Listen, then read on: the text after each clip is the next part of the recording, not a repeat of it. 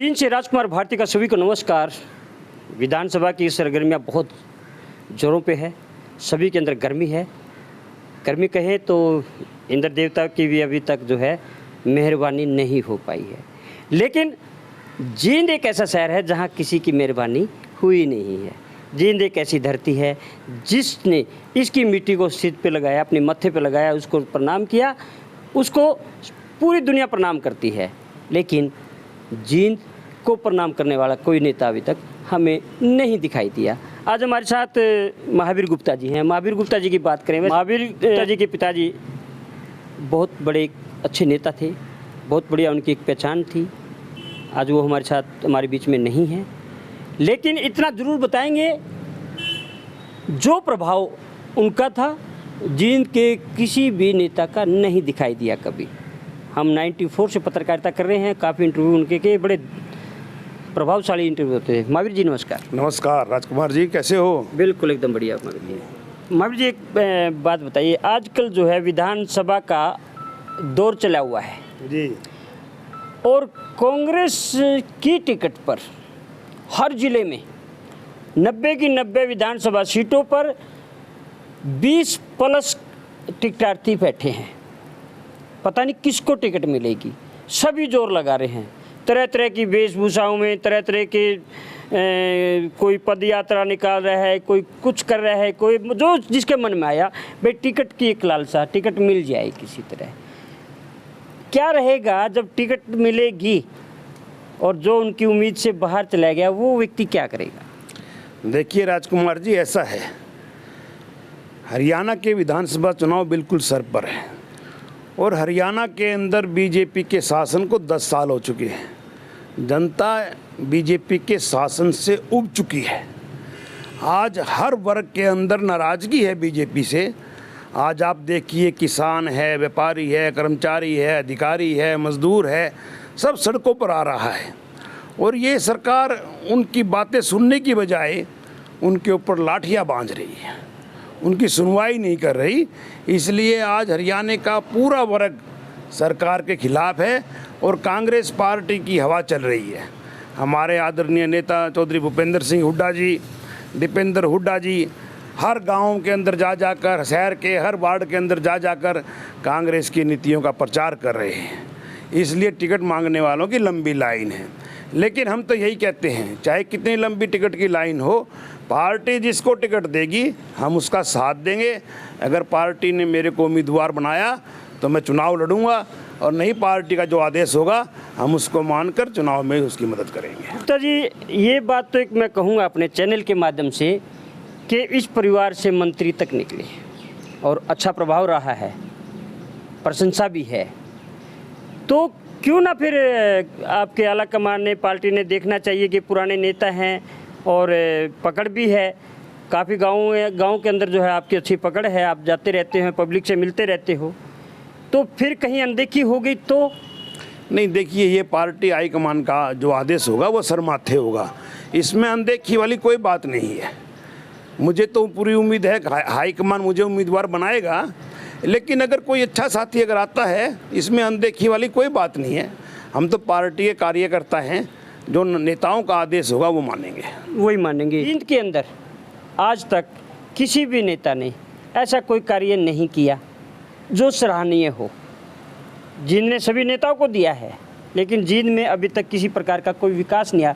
इसका मुख्य कारण जनता रही है, नेताओं की भेदभाव की नीति रही है। देखिए राजकुमार जी, ऐसा है, राजनीति के अंदर जादू की छड़ी किसी के पास नहीं है। जनता अपने नेताओं के द्वारा किए हुए कामों को देखती है।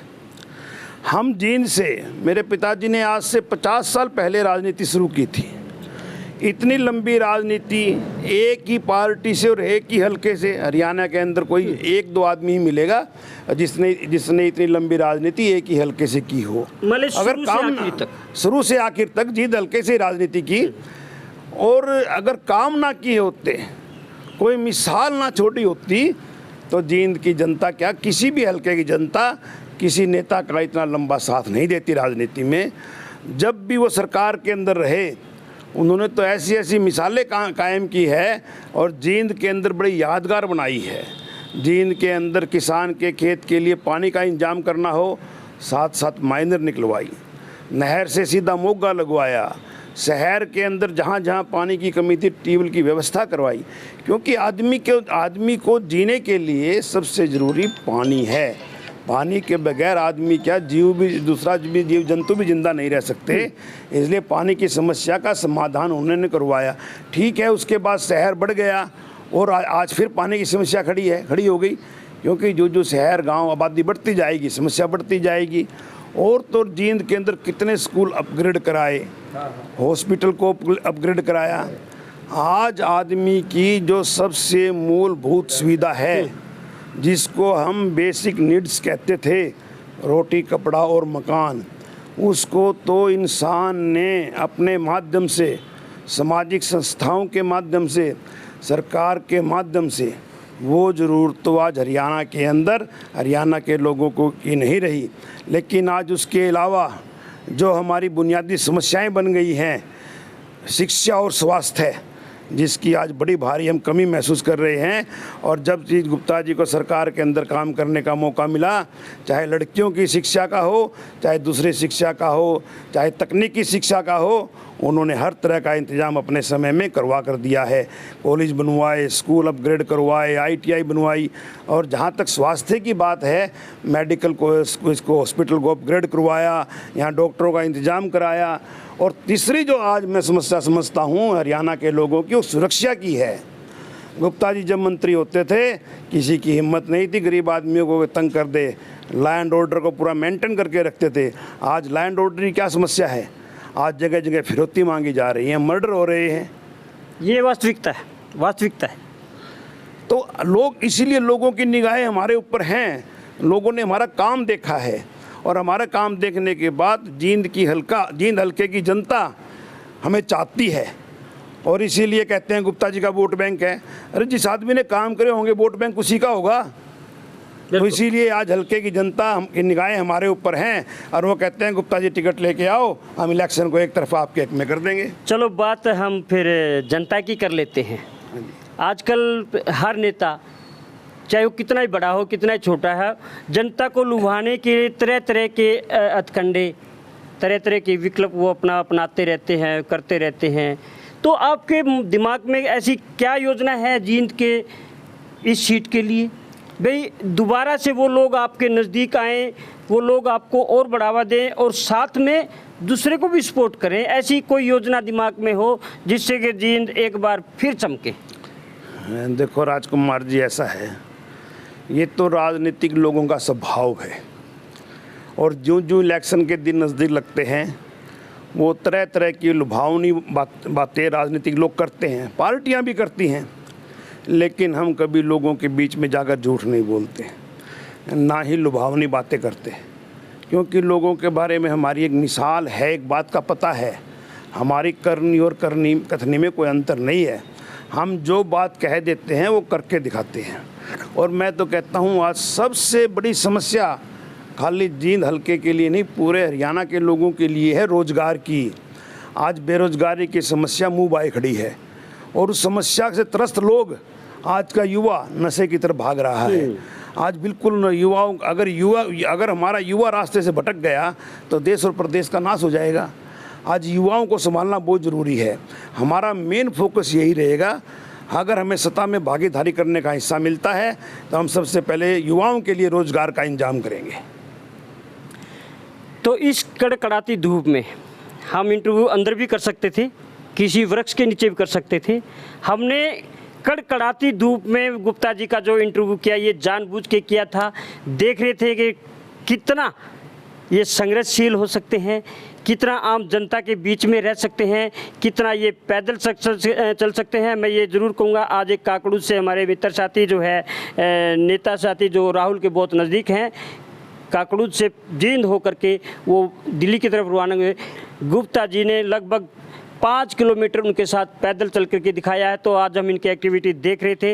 अंबेडकर चौक पर गुप्ता जी ने उनका स्वागत किया, भव्य स्वागत किया। शायद जींद में ऐसा किसी और नेता ने नहीं किया। जी की हम एक खासियत बात ये कहेंगे कि एक दूसरे नेता का मनोबल बढ़ाने के लिए कभी ये पीछे नहीं हटते हैं। बीजेपी सरकार ने एक प्रोजेक्ट शुरू किया था मेडिकल कॉलेज बनवाने का, लेकिन आज तक उसका हर बार कह देते हैं 2022 में ओपीडी शुरू हो जाएगी, 2023 में ओपीडी शुरू हो जाएगी, 2024 में तो हो ही जाएगी। अब 2024 चला गया उनके हाथ से, अब तो बागडोर जाने वाली है। ये तो कांग्रेस पार्टी वहाँ शुरू करवाएगी, इनके बस की बात नहीं है। वो श्रेय कांग्रेस, हाँ बिल्कुल कांग्रेस पार्टी करवाएगी। तो ये मैं अपने चैनल के माध्यम से कहूँगा। हमारे साथ है महावीर गुप्ता जी, जो अभी जो है कांग्रेस की टिकट पे अपनी दावेदारी ठोक रहे हैं और बिल्कुल पूरा एकदम से दावा कर रहे हैं कि टिकट तो हमारी ही है, लेकिन जींद का भाग्य क्या होगा हम ये इस चुनाव के बाद ही बताएंगे। फिर पूछेंगे एक बार उन नेताओं से जिनका हमने अपने चैनल पे इंटरव्यू किया है, क्योंकि जींद की धरती को जिसने नमन किया, उनको प्रणाम किया, उसको केंद्र तक पहुंचाया, लेकिन जींद केंद्र में नहीं रहा। तो राजकुमार भारती को अब दे इजाज़त, नमस्कार।